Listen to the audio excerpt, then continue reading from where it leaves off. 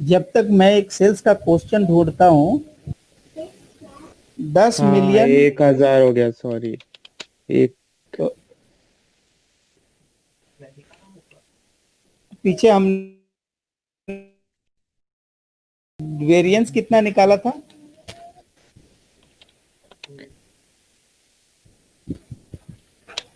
1000। देखो, सबसे पहले मैं बी इसमें आंसर करने है वाला फेवरेबल। हमारा वो 1000 निकला, और पीछे में दोनों का वेरिएंस कितना था? 2000, तो कितना 2000 होगा? इंटू 2 लाख 1000। होगा ना? सर यही निकल रहा था, कोई ऑप्शन था ही नहीं, फिर बोला ही नहीं मैंने आंसर।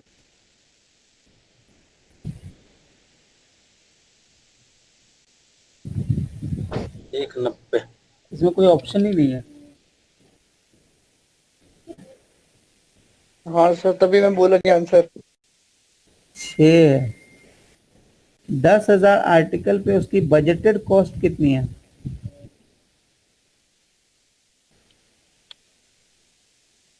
6 लाख, और ये 10 लाख। अब दोनों को आप कुमुलेटिव फिगर लो तो कितना बनता है आपका?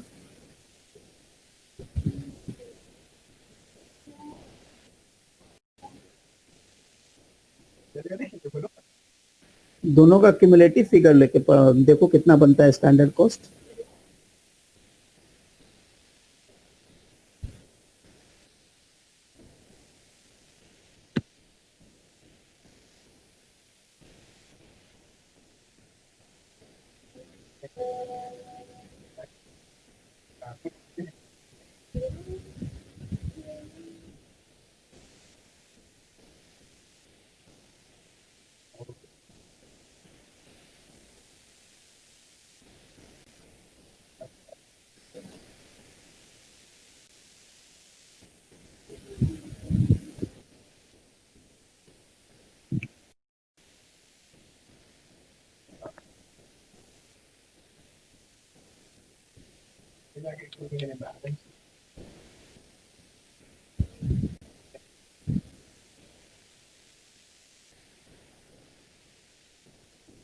अच्छा, यहाँ पे हमारा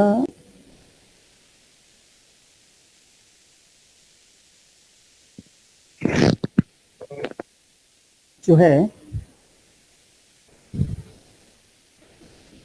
पहले हम आवर, हमारा स्टैंडर्ड आवर्स कितना निकल रहा है?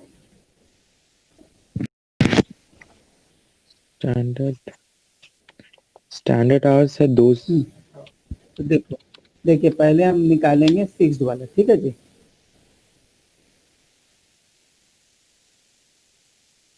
पहले हमको बता दें, annual budgeted fixed overhead normal capacity of 10,000 article. 10 article पे रिव्यूड एंड एडिटेड हमारा कितना आता है? जो होता है वो 600,000 हो जाता है। हमारा जो है 10,000 पे 600,000 हो गया, तो हमारे लिए जो रेट बनता है, 10,000 आर्टिकल है, मल्टीप्लाई बाय हर आर्टिकल पे हमारा 200 घंटे जाता है। तो 10,000 मल्टीप्लाई बाय 200, 2 लाख हो गया।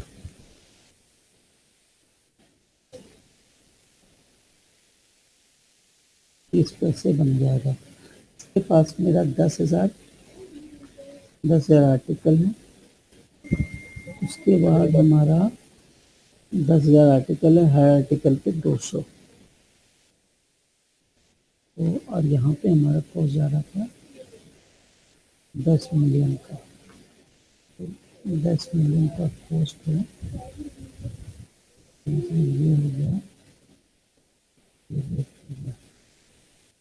5। ये हमारा 5 बन जा रहा है। और हमने 100 हमने 9500 आर्टिकल्स बनाए थे, आर्टिकल 95 बनाए थे।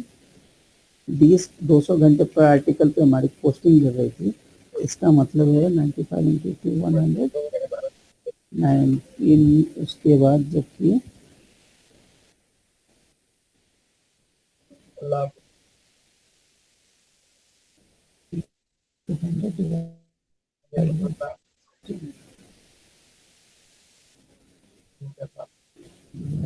10 था, divided by 10,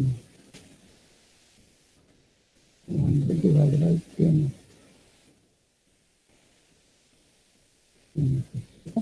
तो ये हमारा आ गया। उसके बाद हमारा एक्चुअल आवर कितना लगा, 192,000। तो दोनों के बीच में हमारा आवर्स कितने गैप है, 2000 का। 2000 इंटू 50 है तो जी 100,000। तो इसमें दिक्कत कहाँ मिल रहा था आपको? सर ये फिक्स कॉस्ट क्यों लिया सर हमने? कहाँ फिक्स कॉस्ट मैंने लिया नहीं, मैंने तो सिर्फ एनालिसिस के लिए लिया था। आपने बोला था ना कि हमारा कोई ऑब्जेक्टिव ही नहीं मिल रहा है। आप बोल रहे थे ना कि भाई मैं तो किया ही नहीं, रीजन ये कि कुछ मिल नहीं रहा। तो मैंने बस जस्ट ट्राई किया कि हो सकता है कि उसको लिया होगा। I was just thinking. ठीक है, ओके सर। बट ये क्वेश्चन इजी था भाई, इसमें कुछ ऐसा था नहीं। लेकिन ये वाला फटाक से 92 नंबर फटाक से बता दे तो।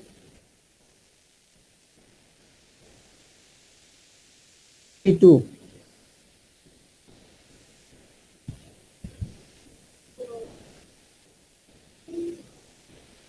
आजम भाई यार, आप क्वेश्चन आधा आधा Yes, करके मेरा छोड़ जी। रहे हैं, ऐसा नहीं चलेगा। नहीं जी मेरा है।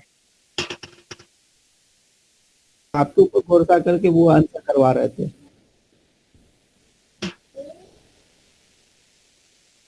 वन मिलियन 10 मिलियन आपको डिफरेंस ही नहीं दिख रहा है। ये चले ये 92 का तो बता दें यार, थोड़े 92 बताया था।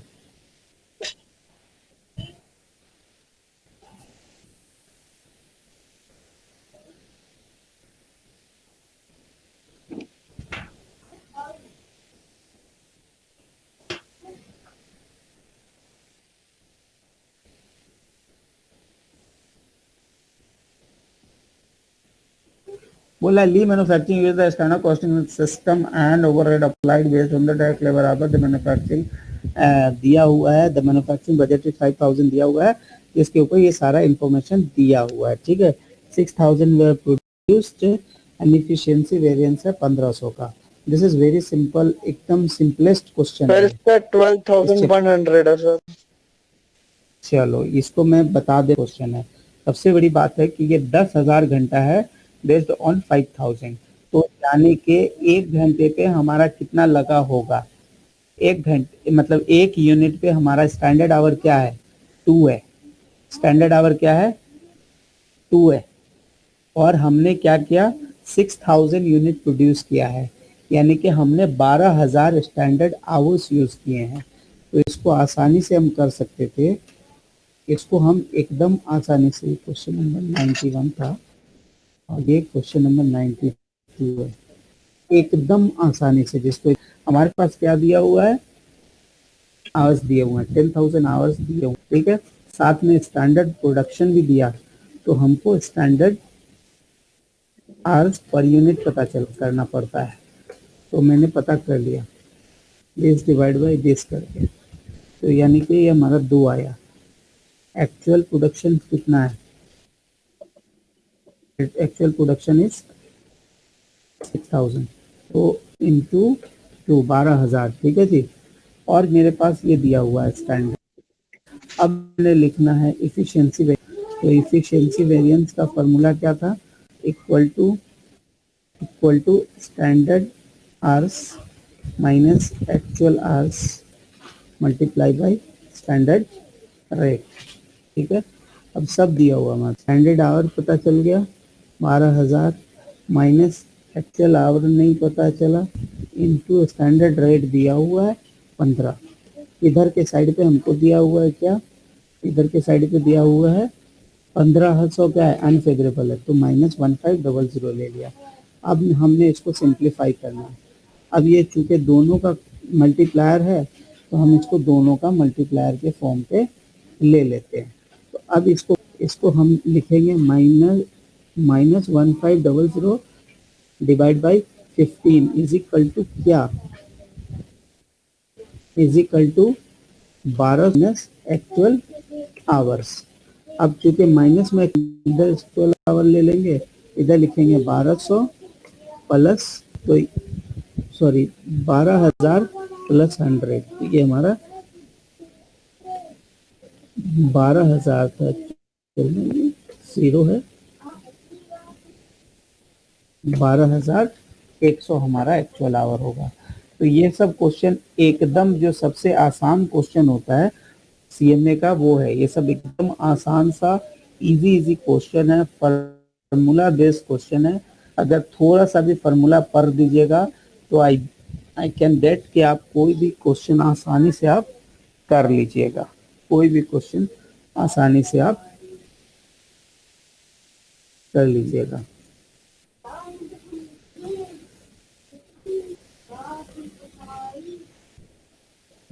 गलत हो गया।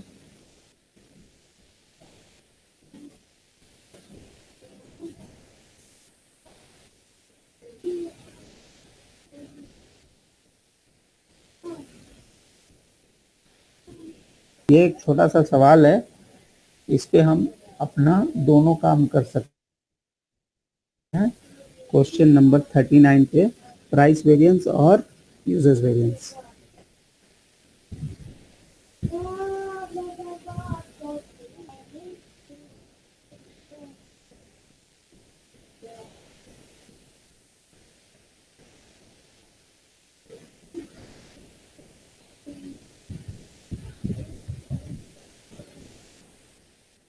सबसे पहले सेल्स प्राइस वेरिएंस में हमने क्या बोला था, standard price minus actual price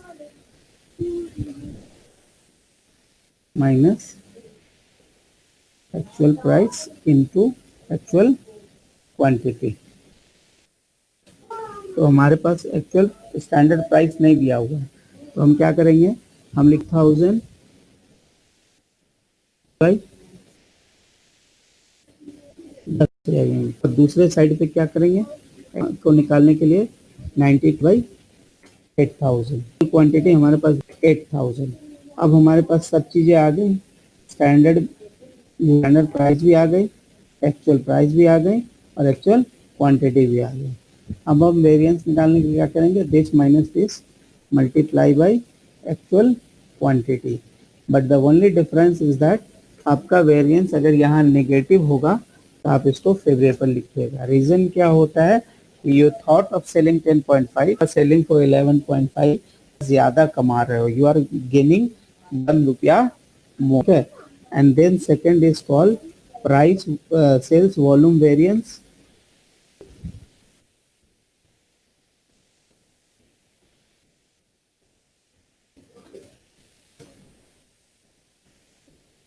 तो sales volume you can not say, sales quantity आप कर लो क्योंकि वॉल्यूम थोड़ा सा डिफरेंट है।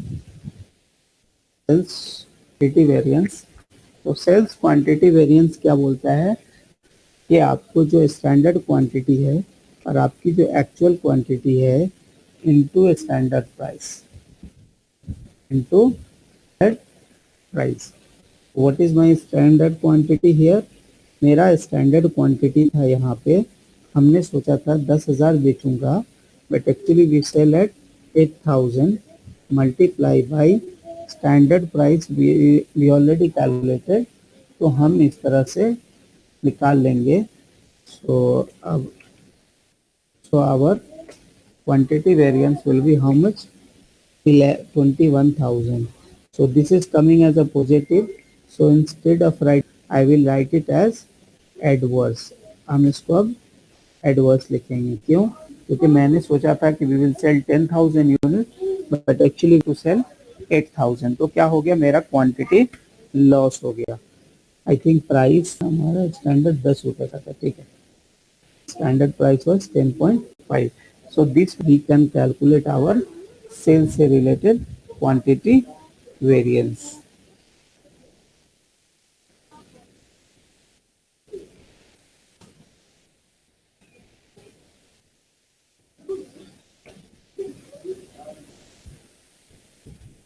I have already shared the questions.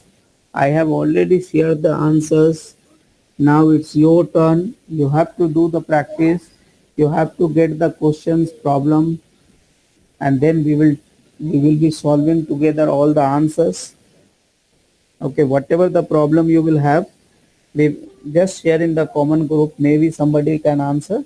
If not, then for sure we will be answering. I'll be answering the question. Now we are completing these sections, and I will also highlight some of the questions that you need very often, like 5 question or 10 question from this section, because this section is very important. You can't take the rest. No much theory, only practice. So I will highlight this, and the next day we will be starting. बता दे भाई क्या start करना है, भाई बता दो यार. मैं थोड़ा मुश्किल है, एक बजटिंग और एक सेक्शन ए, अगर दो भी ऐसी हो गया तो बहुत क्लियर हो जाएगा, जैसा सेक्शन सी के बराबर. तो मैं was thinking we'll go with the budgeting with all the sums, जी हाँ, numerical सही theory. है. First 2-3 days we will try to cover the entire theory, and then we will be solving many questions so that we will have the grip. Roshan Okay. भाई आप बताओ. रोशन भाई बोलो भाई. Budgeting सही है सर. तो अभी आप बताएं कि आप जो प्रैक्टिस नहीं कर रहे हो लोग, उसके बारे में क्या बोलूं बताइए. बजटिंग में मास्टर होने से पहले कल एनालिस्ट का नौकरी मिल जाएगा तो आप कीजिएगा. परफॉर्मेंस एनालिसिस कैसे कीजिएगा.